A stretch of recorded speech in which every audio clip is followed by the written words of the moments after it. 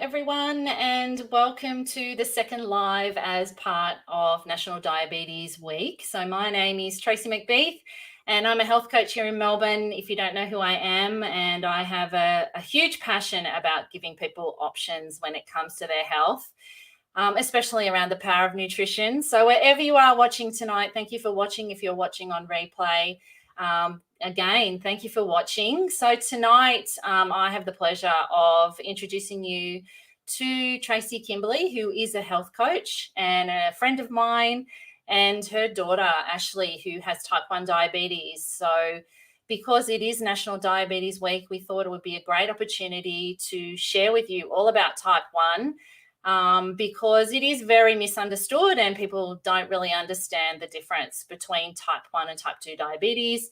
And of course, fundamentally, they are very, very different. So this is a great opportunity for people to learn the differences and to really hear the story that Tracey and Ashley have been on, and her family.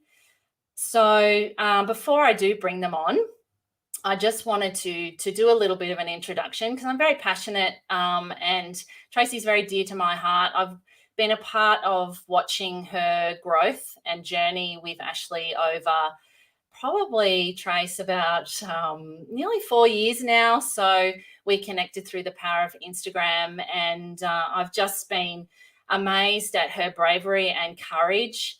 So 5 years ago, Tracey and her family were thrown into a whole new world when her daughter Ashley was at 11. Basically, over the space of 4 days, pretty much wasted away in front of their eyes. After a diagnosis of type 1 diabetes, it was like an explosion was dropped into the lives of her and Ashley, Tracey's husband, Pete, Ashley's dad, and her siblings, Ethan, Tennille, and Caleb. So Ash is one of 4. So as you can imagine, just amazingly crazy time and ongoing time to deal with everything. I mean, I think as a mum, dealing with a mum with healthy children is difficult enough, but throw in a disease like type 1 diabetes, especially one that, they'd never experienced before. Tracey's told me that, she never has come across anyone before with type 1. So it was a massive, massive and very hard at times learning curve. Tracey's one of the most determined people I know, but she was determined not just to help her daughter survive this disease. She was going to help her thrive. And she's bravely gone against the dogma of the day, which is just to feed her daughter anything and, give her insulin. It just didn't make any sense to her, that advice at the time. So she's began their journey, and it is one that has inspired and educated so many on the way. So with great pleasure, I bring in now the wonderful Tracey and her daughter, Ashley. Here we go. Hi, guys. Hi. Good evening. So did you hear that introduction? Yeah, I'm blushing. Well, I know there'll be many people watching you tonight that know who you are and love you dearly, love you both dearly. But there will also be people who are new to this and are here because they're curious around type 1 diabetes. Mm-hmm. Just, was there anything that you wanted to add to that introduction? That was just from my perspective, because I am, hugely proud of knowing you, Trace, and watching, how much courage that you've had in doing, what you've done. You've traveled the road less traveled when it comes to this. And I think it's just been an amazing journey. So, hopefully tonight, you'll be able to share a lot of that with the people listening. Is there anything else that you wanted to add to the introduction? Yeah, I mean, I agree with you. It hasn't been easy. I've challenged a lot of people, and I still do to this day challenge a lot of people in the type 1 world because I want to understand so much. When Ash was diagnosed, I was just a mum. And I mean, I was very happy being a mum. That's all I ever wanted to be. I had my 4 babies. And then all of a sudden I was thrown into this world where I was told that I now have to share my child with all the doctors and nurses and specialists that are here. And she's going to be their child too. And I couldn't accept that. And I couldn't accept not knowing. No one would explain to me exactly what type 1 meant, how it came about, what insulin meant, all these new words and new terminologies that were being thrown at us. It was it's really scary. I mean, I remember fighting everybody so I could go home after I had Ashley. I was only 23, so I was considered a young mum. And they told me I needed to stay in hospital and I needed to learn this, that, and the other. And I said, no, I don't. I know what I'm doing. And off I marched out of the hospital. And, you know, I was actually never scared taking any of my babies home because I just believed in myself as a mum. But the day I was told that I could take Ashley home after she was diagnosed, it was the most gut-wrenching, devastating day I have ever faced. I remember just collapsing in the car, crying to my dad because I didn't know what to do. Nobody would teach me because you're just a mum.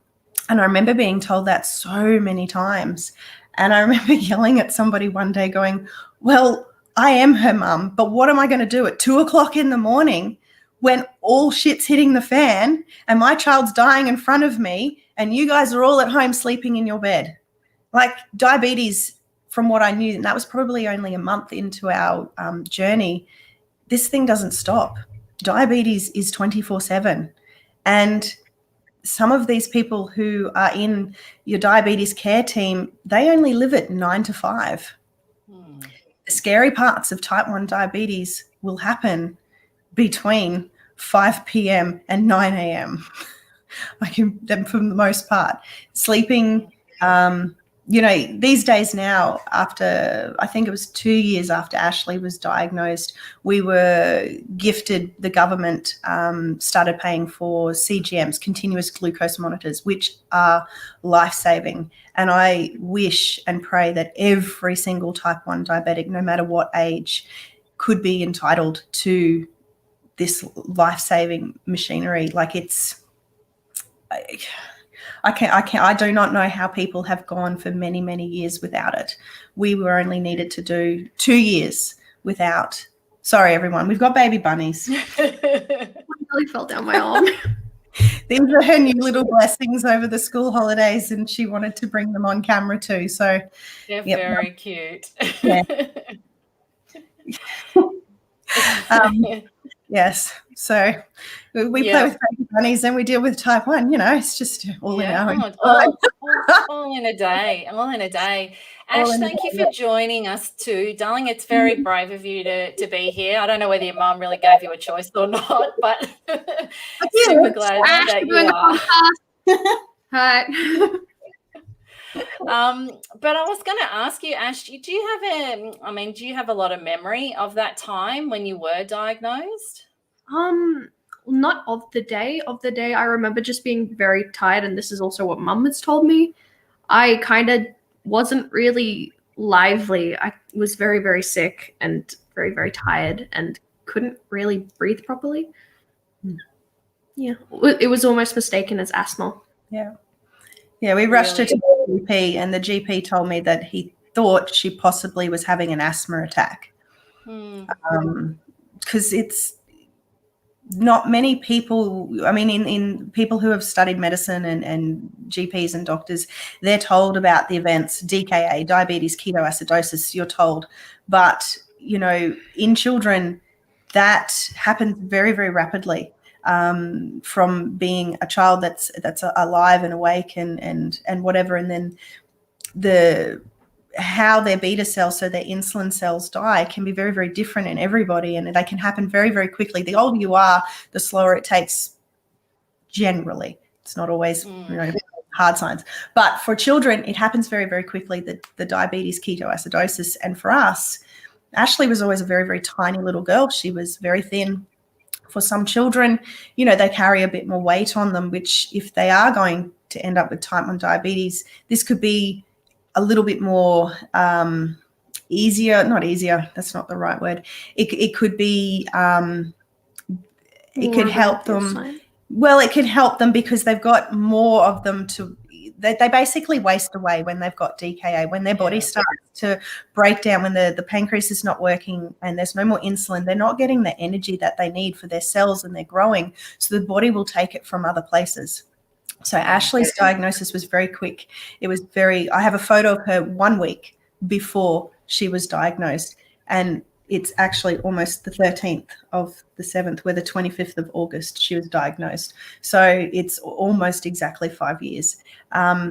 However, looking back, there were a few little telltale signs that I saw this time 5 years ago, but there was no real big physical signs that diabetes was present in our lives and coming about. Some people can see it because they know what type 1 is. They've seen it. They've dealt with it. We do not have type 1 diabetes in our life, in our world, in our families. So it was a very, very big shock. But yeah, I'm kind of grateful that Ashley doesn't remember a lot about that day and that time. If we hadn't have gotten to the hospital when we did with Ashley, she may not be here. We only had a couple of hours to go before possibly the severity of DKA would have been there, things like seizures and et cetera, et cetera. It is a very scary diagnosis, especially. Yeah. I can't even imagine it. So, can you help people understand the difference between type 1 and type 2? Because clearly they are very different. Yeah. Do you want to explain, or do you want to go? You know more of the science. I just know. It's fun. Type 1, it's an everyday thing. You have to continuously give insulin. Sorry. Yeah. And it comes with highs and lows, and they can change very, very rapidly, very, very quickly. Type 1 is irreversible. You can't really stop it. It is always going to stick with you. Type 2, I have heard that you can occasionally reverse it. Yep. But type 2 is more lifestyle and metabolic illness that is just obtained during life. And yeah. Oh, good girl. See that teacher. So type 1 is an autoimmune. However, I have actually just learned recently that there are a few other ways that type 1 diabetes can come about. I won't go into it. It's type 3C. It's very, very interesting. I met a gentleman the other day from pancreatic cancer who has survived. But I won't. There's slight little variances. There are other ways, unfortunately, that type 1 can come about. Type 1 pretty much means that your beta cells, they cease working, they stop working because the body starts to attack those cells, and it's an autoimmune. And so you become insulin dependent. There is another form of diabetes, which is 1.5. Some people are not always insulin dependent, but for the most part, there's 1 and there's 2. 2, we know that it's very much lifestyle, can be reversed. These people can go and live a beautiful, healthy, strong life by changing a few things in their world. But for type 1, unfortunately, as it stands right at this very moment, there is no cure. Ashley will live with it at this moment for the rest of her life. We pray for a cure. We hope that in her lifetime there's been, in our little lifetime of type 1 diabetes, the last 5 years, we've seen a lot of changes in insulin. We've seen, as I said, we've now got a CGM, continuous glucose monitor, that is attached to her 24/7, and I'm so grateful for that. They were only sort of spoken about when Ashley was first diagnosed 5 years ago. So, there's been a lot of advancements just in a short period of time. Imagine, where we're going to be, what these CGMs are going to look like in just a couple of years' time. It's in a pretty horrible world. That part's quite exciting. Yeah. So the interesting thing that I've learnt from you, Trace, because it is an autoimmune, and of course, like any autoimmune, it generally happens under periods of stress. So, Ashley was probably starting, puberty and things like that. Is that right? Is that kind of for most people when it will happen? Under that sort of... There's no definitive. I mean, some children get it. They're 2, they're 3, they're 18 months old. Yeah. It can be very genetic, but that part, yes. There's no definitive answer to that as to exactly what is the trigger. For many, many people, it's usually an illness of some sorts. Things that I have pieced together, and I will stress this is only for Ashley, that I have pieced together was when Ashley was 8 or so, almost 9. No, you were 9. She had glandular fever, which can very affect, put stress on the immune system, her liver, lots of things like that. Then we moved to Canberra. Ashley, as you can tell, is a lot more darker skinned, so she needs a lot of vitamin D and sunshine. We had a whole year of Canberra winter and weather where we were inside, where her little body hadn't ever done that ever before, because we'd only lived in Queensland and the Northern Territory. So she was used to plenty of sunshine. I didn't understand the need of vitamin D then. So that's about 18 months after the glandular fever. Then it was low vitamin D. And then the beginning of 2016, sort of as we came into term 2, one of my children brought home chickenpox. And so being, it's just chickenpox. Everybody gets chickenpox. I just let everybody get chickenpox. And unfortunately, that was the straw that broke the camel's back. That put a lot of stress on Ashley's system, and she never actually fully recovered. That was one of the reasons why in 2016 for the June-July holidays, I packed us all up and went back to Queensland, because I was like, that's it. I'm going to go dunk them in the salt water. I'm going to put them in some sun. I'm sick of these illnesses and colds. I'm sick of Canberra winter. We'd already done one in 2015, so a little too late for going back into the sunshine and stuff. Ashley's body would have already been starting to attack itself and break down somewhere once she got that chickenpox virus. Yeah. So it's not just type 1 as well that she's got, because it's the Hashimoto's as well, because it's kind of like if you've got one, there's probably other autoimmune. Yeah, as Dr. Paul Mason says, misery loves company, and unfortunately, yes, that's very true. So we did all the right things. When we started going type 1, we did everything low carb. Everything was all hunky-dory and doing well. And we moved into puberty very well, and her body functions beautifully, which I'm very grateful for. However, things just weren't adding up. People weren't listening to me, because, insulin levels go up when they're females and da-da-da. And I just knew something wasn't right. So, Paul loves a challenge. So I said to him, please, can we do some work? And so we did some work, and we did some blood tests.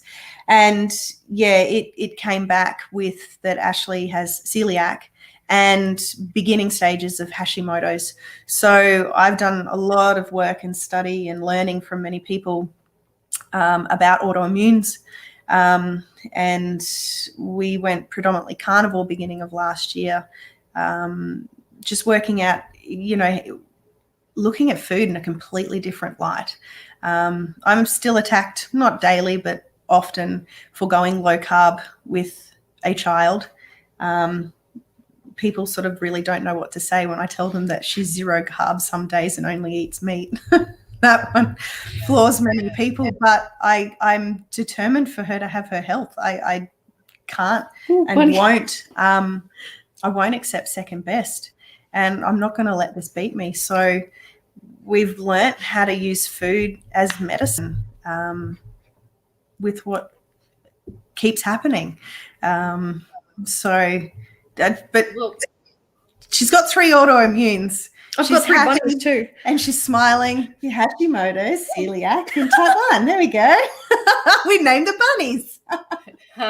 Everyone's there's quite a few comments about those beautiful bunnies, so keep them there, Ash.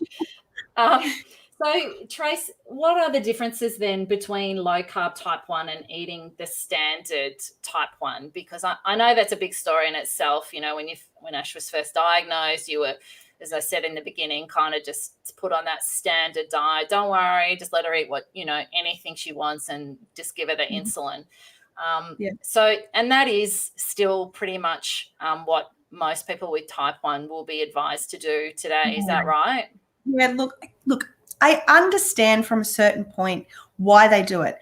You've been diagnosed with an illness. Most of them are little children. They're young. These people, they don't want you to be different. But I'm sorry, unfortunately, you are. You have to, since Ashley was 11 when she was diagnosed, I've explained to her what she has at each age and each stage, so she understands it at the stage and age that she's at. She needs to understand that, yes, she is different. I can't hide this. And there are a lot of other illnesses that are out there that aren't hidden and people can see. She needs to understand what she's got because she carries this. It's in her. It's with her. It's not going away. It's just like her little finger or her big toe. It is there. So I've tried as best as I can to accommodate that. I could not accept the whole just feed her whatever she wants and cover it with insulin. 6 months prior to Ashley's diagnosis, we were working on my dad, who was bordering and very close to probably becoming a type 2 diabetic. And so I had learnt through the studies and all the YouTube gods that he and I were watching and the dietary changes we were making for him and his health about the bad side of insulin. And then all of a sudden, I'm standing here with a child who's dying in front of me who has no insulin. Oh, this bunny rabbit's giving me a heart attack. He's okay. And it really challenged me because I was standing looking at both sides of this scale, knowing that, okay, there's something important here. But if I start giving my child then too much insulin, what is going to happen? And it just made sense to me to lower these carbohydrates. Why? Why are you feeding? Why are you telling me that it is okay that my daughter can now? It's okay, Trace. She can go to McDonald's. She can go to KFC. My children don't eat that, even before she was sick. Okay, we do eat Macca's patties with cheese now, but we found ways that she can still have a life. She can still go out with friends. And we just, the biggest thing is they told me if I go down this path of restricting her diet and changing it, she is going to resent me and hate me. I love you, Atty. Looks pretty good to me. I find a way. So. Yeah. Well, I was going to ask you, Ash, what do you find are the biggest challenges for you? I mean, I've got 3 teenage kids, and look, the diet of most of them, I hope mine when they're home is pretty good, but there's just so much junk out there, what they're eating. There's so much pressure to eat and drink, the rubbish and stuff. How do you manage it? Have you got a few techniques, or do you just kind of take it one day at a time? Or I very much go with the flow. I just don't really. Most of the time, the hardest part is when it's everybody's eating this one thing and I can't have it. So, for example, if somebody brings in cookies for a birthday and I can't have it, it's okay. I don't really tend to care much. I just if we know, I will make something for her to take in. And it's kind of, I suppose today, there's so many kids that have allergies and different things, it's almost like when we grew up, Trace, I mean, that was just, no one had different food or, but now I guess it is probably a little bit easier and more accepted to have different dietary requirements and stuff. And, you're right. You've just got to do and deal with what you've got. And, I have let her's not the right word. I have, she's challenged herself sometimes. I want to eat that. Okay, off you go. I believe very wholeheartedly that because we do keep Ashley at very stable levels and she has beautiful glucose levels for most of the time, that the few times where she's wanted to be the same as everyone else, she has learnt very quickly that she's not. And sometimes you just have to learn those things, and she's experienced it. She can't play with her friends. She can't do the birthday party. She can't do the things that she really wants to do. I mean, I've been told so many times, Tracey, let her be a child. So sitting there eating the cake and the lollies is letting her being a child, or letting her be a part of the birthday party, jumping on the trampoline, doing the face paint, swimming in the pool. You tell me which one is being the child. We've got it all wrong. She has a life. It doesn't revolve around all this food consumption that for so many people it is all about these days, the wrong way. She knows what nourishes her body. She knows what lets her catch the tram into the city with her friends and go to the movies and have fun and be able to hang out. She knows what it is that she can have that keeps her going, running 4K in the cross country and encouraging her friends to run alongside her. I've had to teach her from right at the beginning. She has to understand. And I don't think it's I'll borrow one. Okay. That's so cute. But it's interesting because I know too, I've learnt from you that, it's not just food. So, yes, the discussion tonight, is mainly around carbohydrates, but, what other things affect blood sugar? So what have you learnt about that? Everything that makes us a human being. So having a female, we need to work when she's ovulating, when she's menstruating.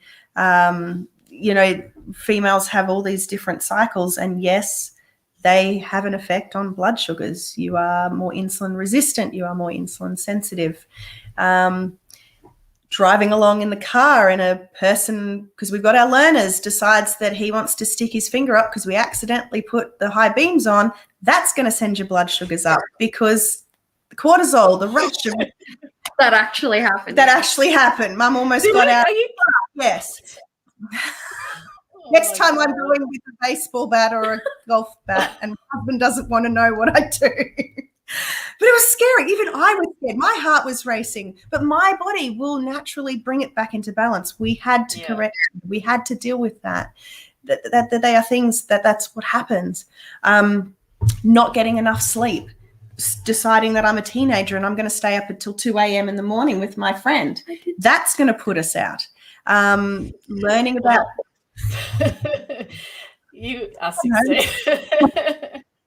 Type 1 and a teenager. Yay for me.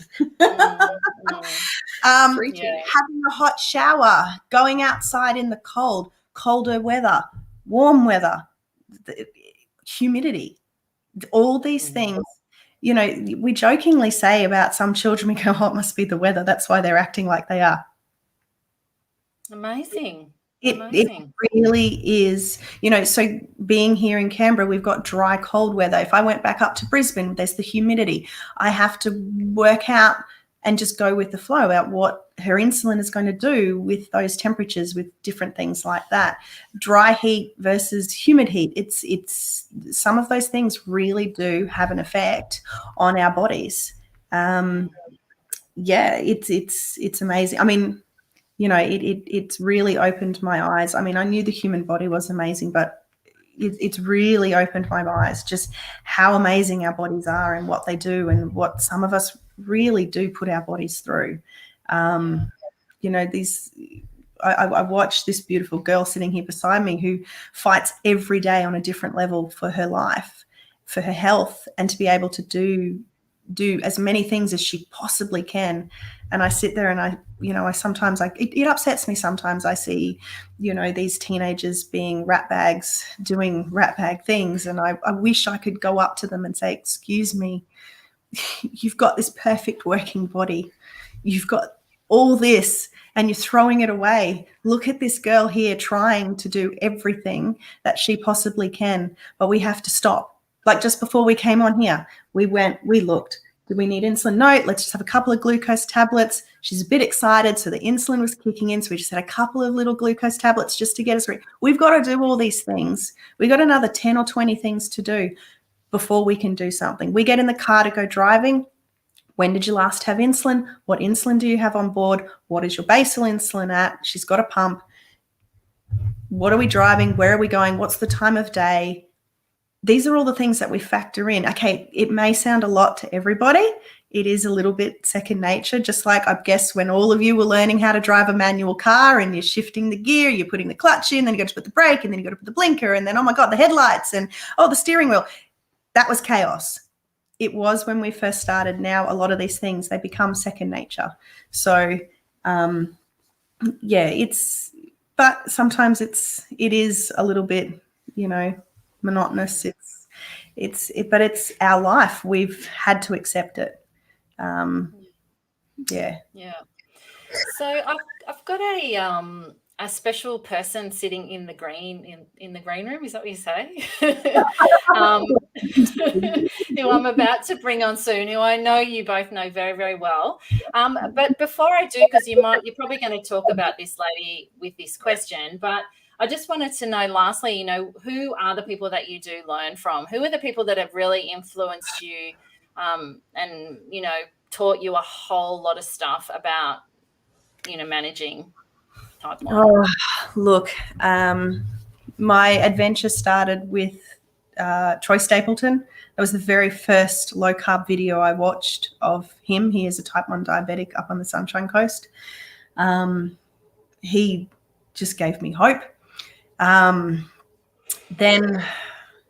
I learned lots of things today. I sat and watched 3 oxalates podcasts. I was supposed to be folding washing, but I'm learning about oxalates, which is a plant anti-nutrient, which is what can affect a lot of things in her body, and vitamin deficiencies and mineral deficiencies and things like that.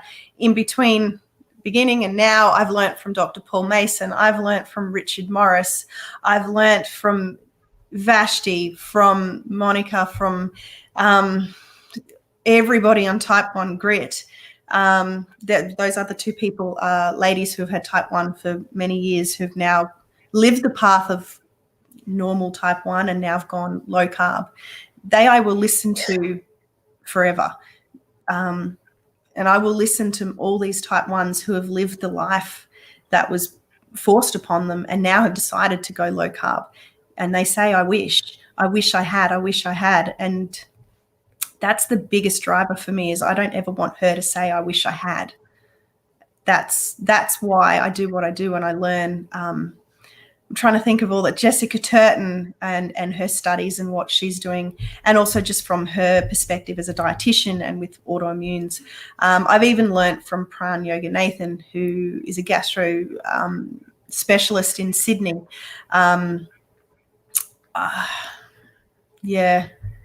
There's so many people. My mind's just racing. I learn from everybody. That people will be surprised. They shy away from type 1 diabetes and say, oh, I don't know much about it. But when I start talking with them and just ask them about their knowledge, any doctor, any specialist, it's amazing how I can work with them to understand just more about my daughter and more about type 1. Yeah, it's amazing. There's so many people out there sharing great information. Ash, do you learn from mum, or do you sort of have, have you got anyone else that that has type 1? More just mom. Mom comes, I'll be coming home from school and mum will be like, guess what I learned today? But I learned from her too, because I asked her questions. I'm like, how do you feel? Can you tell me? So when you have a low, not all lows are the same. Some lows can affect their brain. Some lows can affect their body. Please explain it to me. And she will explain it to me. And I learn from her because she teaches me as well. What happened, Ash? Okay, we had a low. What do you remember before that? What happened before that? And we piece things, we troubleshoot, we problem solve every situation. A lot of people tell me, Trace, just let it go, just flow. I can't. I learn by everything that happens in our type 1 world. Every single thing that happens, I piece things together. Might just go into my tool belt for another day, but I still hang on to it so I can help another mum who might message me. I had a beautiful mum message me tonight going, Trace, my daughters are going out. We're going to do the Macca's and cheeseburger thing because that's where they're all going. And I went, okay, let's do it. And I tell her what I would do with Ashley. I never tell anybody what to do. I just tell them what I have done. And this is how I look at it. And this is what I've done with Ashley. And then they can at least grab onto something and know that they can, their daughters can go out and do something with friends, or they can have fun. And, it's, yeah. There must be so much fear. I mean, that's what, the biggest thing is, the fear as a mum, watching, and then you can help these mums that haven't, experienced what you've experienced, just help them to manage that. They must be so grateful. And Yeah. I mean, who do you have, darling? Who, you know, in the beginning, you know, like, I mean, your dad, your beautiful dad, and your husband, and yeah, I had me. I mean, even they had their challenges that they had to face. I mean, Dad's up in Brisbane. We're down here. He couldn't be here. He wasn't with us. All I really had was I had to go searching for information. I had to go learning. That was my way of getting through this. But there's fear in everything. I mean, look, my number 3 has just turned 13. I have 3 teenagers in the house. That's a fear in its own. My children catch the bus to and from school. That's a fear in it. There's fear everywhere. But the way I look at it is fear can be face everything and run, or face everything and rise. And we just head on. Well, you know, you might want to ask my father these things. My first words were, I do myself. Yeah, there you go. Pretty much my whole life. Oh, amazing. Well, I have, as I said, I've got a special guest, Jessica Turton, sitting behind. I'm going to bring her in now, and she's going to share some amazing work she is doing in the space. Hello. Hello, my friends. I'm loving the baby bunnies. We did it. Jess is the reason we have bunnies, because when we met Jess, you have baby bunnies though. Yeah, no, baby bunnies. But the reason we have bunnies in our life now is because of Jess. She helped us get bunnies because Ash wanted a bunny, and then after she was diagnosed, then we met Jess, and Jess had bunnies. So I used to write Jessica all these messages about bunny rabbits. Yeah, the crazy rabbit. I think you guys have surpassed me, though. You are much crazier than me. We have 5 bunnies, so I mean. Yeah. Well, Jessica, thank you so much for joining us in the conversation. It just seems like, you know, a perfect opportunity to have us all together. You know, you are just doing incredible work in the space around type 1 diabetes. Did you want to just share with everyone a little bit around your background? There's probably a lot of people that know you, but just for the ones that don't know you, what you do, you know, anything around the work, you know, what the help you've given Tracey and Ashley, and then talk about the exciting project that you've got going on with Sydney University. Yeah, thank you. Well, I am a dietitian, and I've been practicing as a dietitian for about 5 or so years. I'm not really counting, but around that. And soon after starting my practice as a dietitian, I also started a PhD. And when I was doing my master's, we have a sort of research project, like a little 6-month research project. And when I was thinking about what I want to do, I actually wanted to study type 2 diabetes, and I wanted to look at the effect of low carb diets in type 2 diabetes. And the reason is because type 2 diabetes runs so strongly in my family. So I was like, I want to figure out how to help my family. And then when I started looking in the research, I realized this is already done like 1,000 times over. It's already so clear that low carbohydrate diets are the most effective approach for type 2 diabetes. The fact that it's not been translated into practice is a whole different story. But the literature, it's been done so many times. Like, it's been done so many more than other things are done. And it's been proven effective in so many different populations in so many different ways. So I was like, well, what am I going to do? Like, I'm interested in low carbohydrate diets, but I want to see what the effect is. I want to do a systematic review in a population that hasn't actually been studied that well, so I can do some novel research. And so then I started looking into type 1 diabetes. And at this time, I didn't know anyone living with type 1 diabetes or anyone even affected by type 1. It just wasn't something I knew much about. And when I realized that nobody had asked the question, what level of carbohydrate should people with type 1 diabetes actually eat? You know, it's just not been looked at in terms of a systematic review, which is the highest level of evidence. And I was in shock that nobody had asked that question, because as most people will know, type 1 diabetes is a disorder of carbohydrate metabolism. And no one's even bothered to study what is the appropriate level for people with type 1 diabetes to eat in terms of carbohydrates. So that obviously led me down the research rabbit hole of type 1 diabetes. And as I started publishing data in the area and connecting with people like Tracey and Ash and learning more and more about type 1 diabetes, I knew that it was something that I was going to have to pursue in a PhD. So then I started my PhD, and the topic of my thesis is low carbohydrate diets for type 1 diabetes. So the whole focus is on type 1, but we're also looking at the evidence for type 2 diabetes and seeing how we can translate that evidence into type 1 diabetes. So I've done quite a few projects already, but the biggest and final project has just started, which is the clinical trial we are running at the University of Sydney.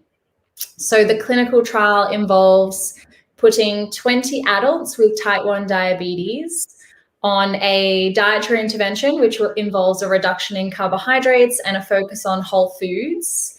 And we're calling it a novel dietary approach because even though low carbohydrate diets have been used in type 1 diabetes before, and they were actually the original method to treat diabetes in the early 1900s and probably even before that, the dietary intervention that we're doing is something that I've actually developed through looking at research in type 2 diabetes, through my own clinical practice experience, and through sort of modern up-to-date literature.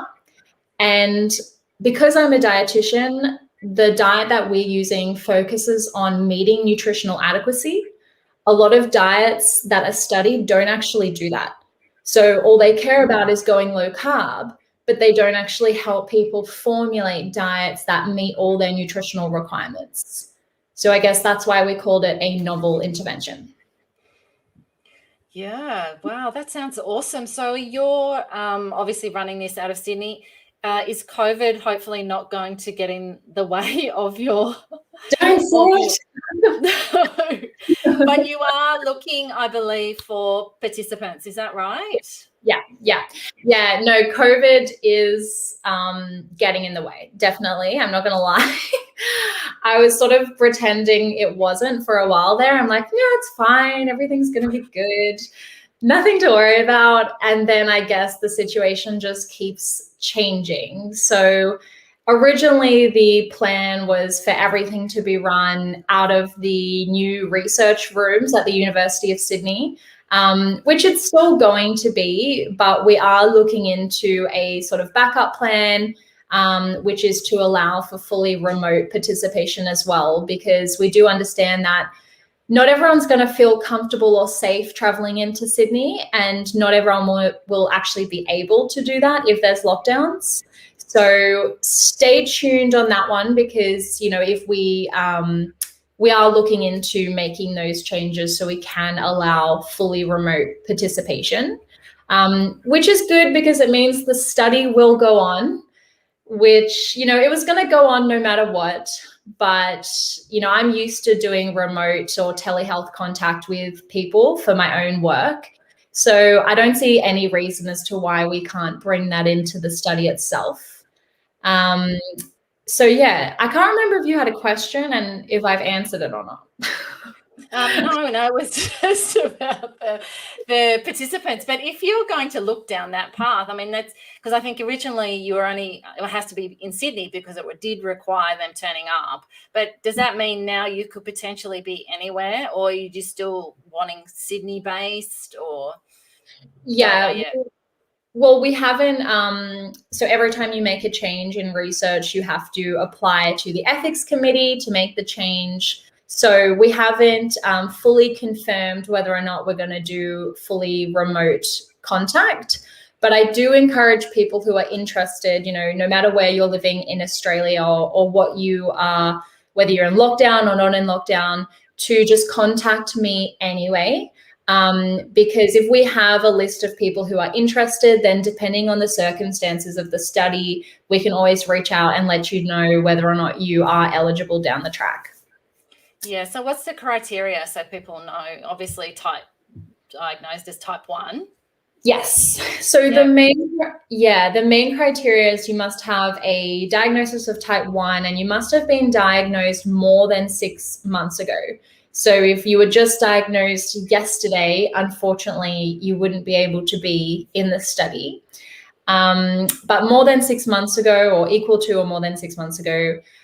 We also want adults who are between the age of 18 and 60. I think studying type 1 diabetes in children and adolescents is very important, but it's just not our research area. So we're looking for adults between the age of 18 and 60. We're also looking for people who are eating a moderate to high carbohydrate diet.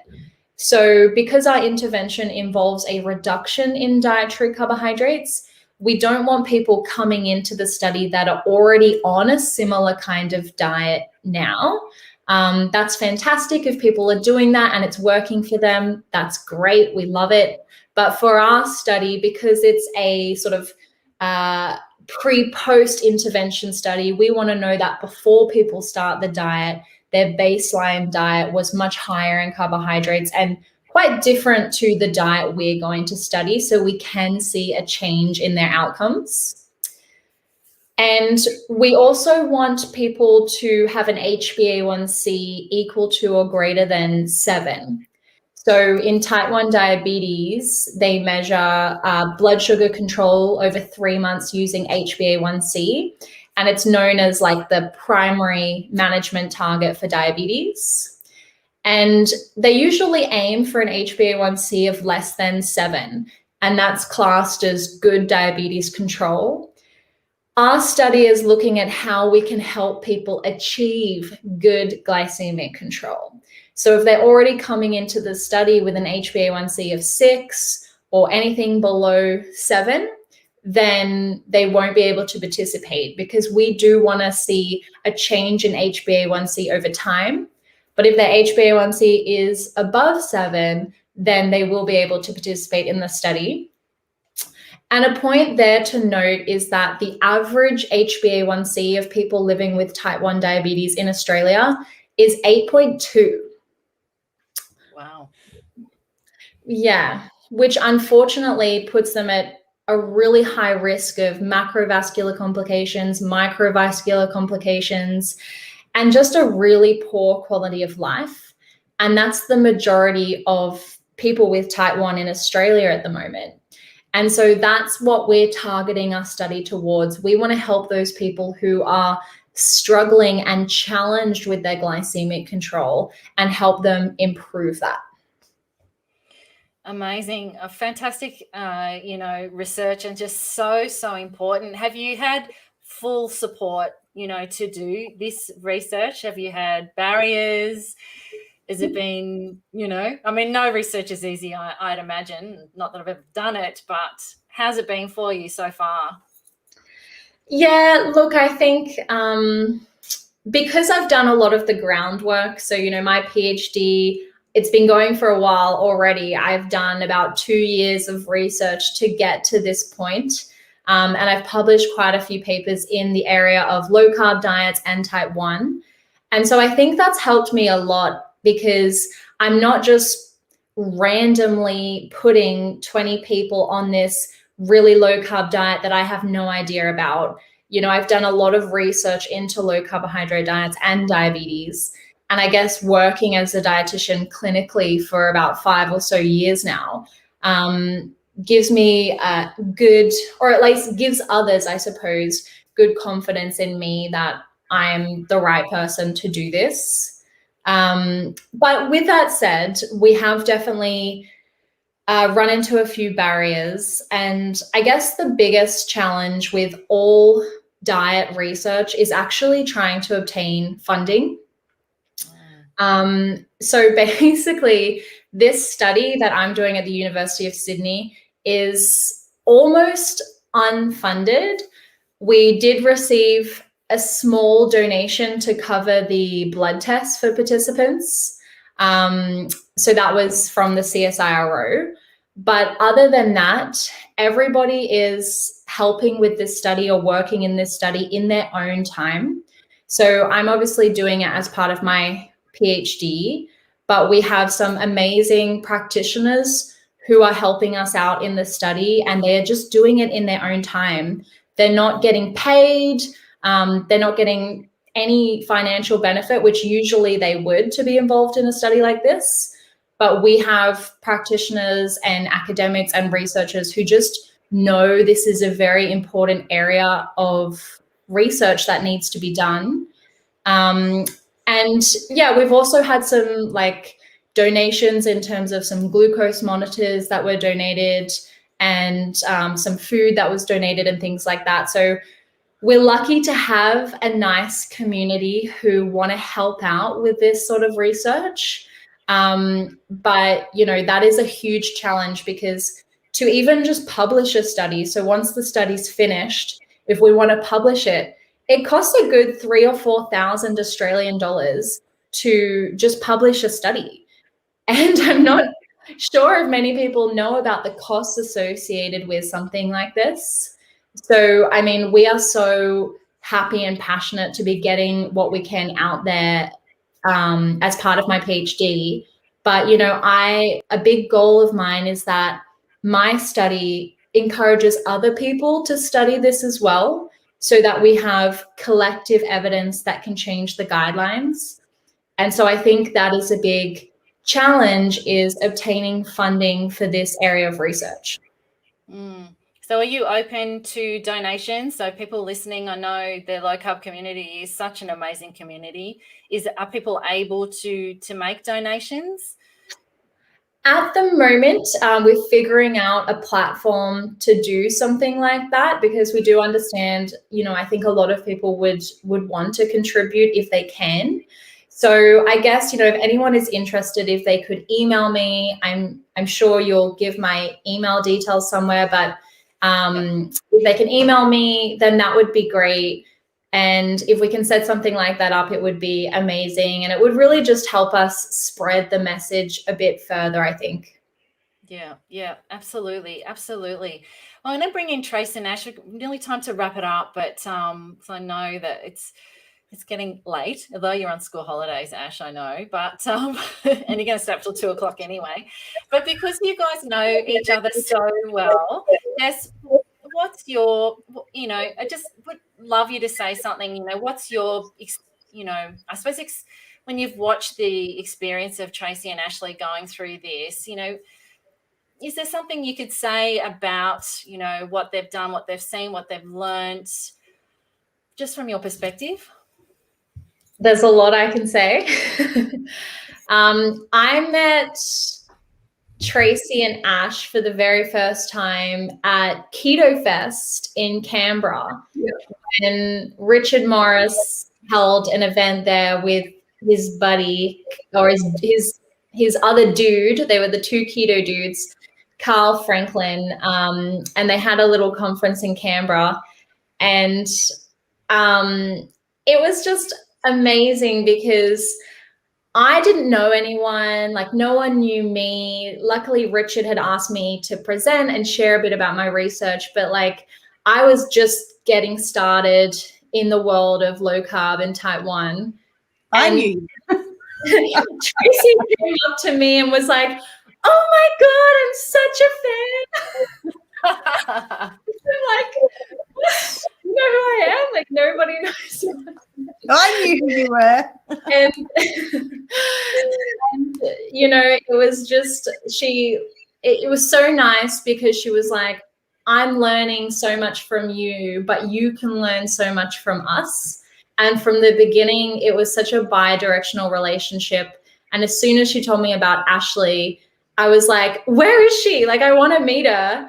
And Ashley wasn't there at the time. And I'm pretty sure she called up Pete, and Pete brought Ashley round to Richard's house. And I got to meet her for the first time. And we got a little photo together. Yeah. And I was really impressed by how mature Ashley is and was at the time, because she was obviously a lot younger there. And I think that everything that Tracey and Ashley had to deal with type 1 diabetes management have made them both so wise in so many ways. And I think that there's so much that I've learned from just their sort of calmness. You know, they're managing this crazy, chaotic condition that is so unpredictable, but they're both so calm about it. And they're both so mature about it. And they're just willing to give anyone their time to teach them about it, which is really amazing and selfless, given the amount that they have to take on for themselves. So I think I learned the most when we traveled to Denver together, because us three went to Denver to the low carb conference there. I think that was like 2 or 3 years ago. And I was in shock. Like at that time, I knew a lot more about type 1 diabetes. I mean, it was the topic of my PhD. And I was in shock as to how intense it was living with Ashley and Tracey for 5 days, I think it was, or 7 days, 10 days. It was intense. And I think that, you know, you can't teach that in a textbook. Like, for example, it would just be like 3 a.m. We'd all be asleep. And then I would just hear Tracey like, Ash, wake up, Ash. Because Ash was having a hypo in the middle of the night and wasn't responsive. And so Tracey would have to deal with that at 3 a.m. in the morning, sometimes more than that, and treat Ashley's hypo when she's unresponsive. And that was just so shocking to experience, I think. And as I said, you can't teach that in a medical textbook. You can't learn about that unless you actually live with someone who has experienced type 1 diabetes. Yeah. I only put you guys on mute because there was a little bit of kickback, that's all. But do you want to respond, guys? At the moment, Mom's trying to find the photo. I was just trying to find the photo of Ash, but yes, I do remember that. I mean, I was trying to be quiet because I didn't want to wake Jess up when we were, you know, but as I said, when shit's going to hit the fan with type 1, it's going to be between 5 p.m. and 9 a.m. Like the body does some amazing things. We all know when you go to sleep, we release growth hormone that can be insulin resistant. Who knows what they've been doing during the day? Children are so active. You know, she's going ice skating tomorrow, and then there was going to be a sleepover with a friend. I just begged and pleaded that she stay home so I can keep an eye on her, because I don't know what her body is going to do tomorrow night. Do I need to give her a little bit more insulin because it could be -5 degrees outside, it's going to be cold? Or is that activity that she's going to do tomorrow going to open up all her muscles and she needs a little bit more insulin, less insulin, because the G4 receptors on her muscles are going to take up glucose that doesn't need insulin? You know, I don't know what's going to happen, but we're going to work with it. We're going to deal with it. She is sleeping here tomorrow night, by the way, everybody. Mum won. So that's like the attitude of both of them in a nutshell. It's like, it doesn't matter what gets thrown my way or what challenge is thrown my way. Like, we will face it and we will get through it. And I think that attitude in life is so important and can be applied to anything you do in life. And in a very weird way, you know, what Ash has been through has probably helped her become the really amazing young lady she is now. And she will always be, because she will take that through with her for the rest of her life. Yeah. Just like you're talking about COVID and you're doing a type 1 diabetes study. Like type 1, you just got to go with what's thrown at you. That's just right. you know. Sorry, Jess, it's just type 1 diabetes life, darling. You got to suck it up. Just suck it up. Oh, there we go. Can you see? Oh, yeah. That's our very best Jess and Ash. It's And I got think to- Ashley is probably like taller than me now, if not just as tall as me. I'm still only her height. She's my height. She's got size 9 shoe. I mean, I was told that limiting carbohydrates was going to stunt her growth. Maybe So she's it's supposed to 50. be. She's probably supposed to be 6 foot. She's only got to 5'7", so I must have stunted her I'm growth. not 5'7". I'm 5'4". Or whatever you are. Oh. Oh, hilarious. Well, it's time to kind of wrap it up. I'm hoping that all three of you can have a final say on what you would like to say to anyone around anything we've talked about, anything around type 1 diabetes, anything we haven't discussed that you want to say. Ash, do you want to go first? Having diabetes is cool. Don't be ashamed of it. Oh, you're a star. You're a star. You're so brave, as I said, to do this. You know, I'm so proud of you. I think you're just exactly what Jess and your mum say. You know, you're amazing. You're going to be a leader. You're going to be someone that's going to help so many people with this condition. And, you know, what a star coming on tonight. It's just been fantastic. Yeah, and I just want to say to any parent, well, anybody out there, wife, husband, parent, sibling, if you ever need anything, please call me. I'm right there. It's scary when your child, especially a child, is diagnosed with type 1 diabetes, or any diagnosis really, but type 1, it's scary.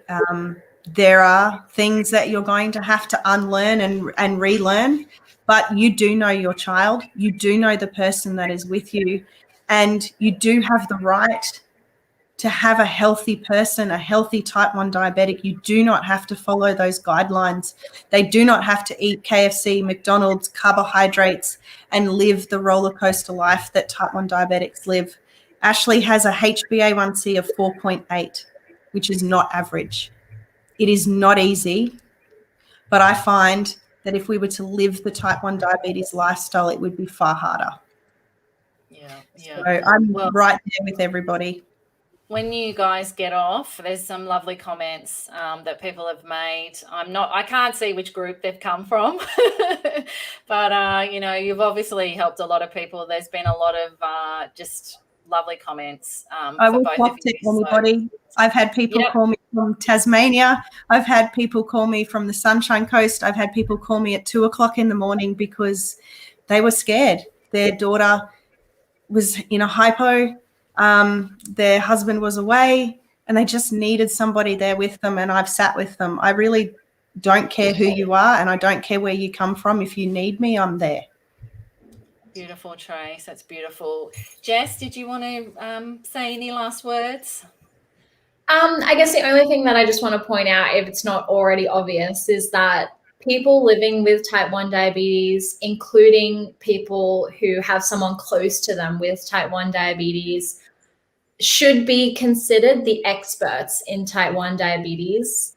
And I think, you know, a lot of healthcare practitioners working in the field of type 1 kind of have that sort of attitude where, you know, they're looking down on people with type 1 as if like, oh, how could you want to try this weird diet or do this thing? You know, it's not going to work. And sort of dismiss them as if they don't know anything. Whereas, as I said before, you know, I've learned so much from Tracey and Ashley. And I think that every time I have a patient with type 1 diabetes come and see me, I learn even more every single session. And I almost feel like I should be paying them because it's just, I think it's a condition that you will never stop learning about. And I don't think people understand how full on and challenging it actually is until they know someone living with the condition. So I think the more that other people can respect people living with type 1 diabetes, I think the more we're going to actually be able to help people with type 1 and give them a bit more power in their own condition. Yeah, and don't be scared. If you know someone with type 1 diabetes, don't be scared to ask them anything about their diabetes. This is a part of them. This is a part of their life. Ask them questions. What does a hypo feel like? Tell us your hypo awareness signs and symptoms. Where is your hypo kit? How can we help you if something happens? What cake can we bring in when we have morning tea? How can we help you? They're beautiful people. They're still people. help them. Help them be included in things. Yeah. Absolutely. What an amazing chat. I can't thank you enough, all of you, for being a part of it this week. What a perfect week to do it. National Diabetes Week.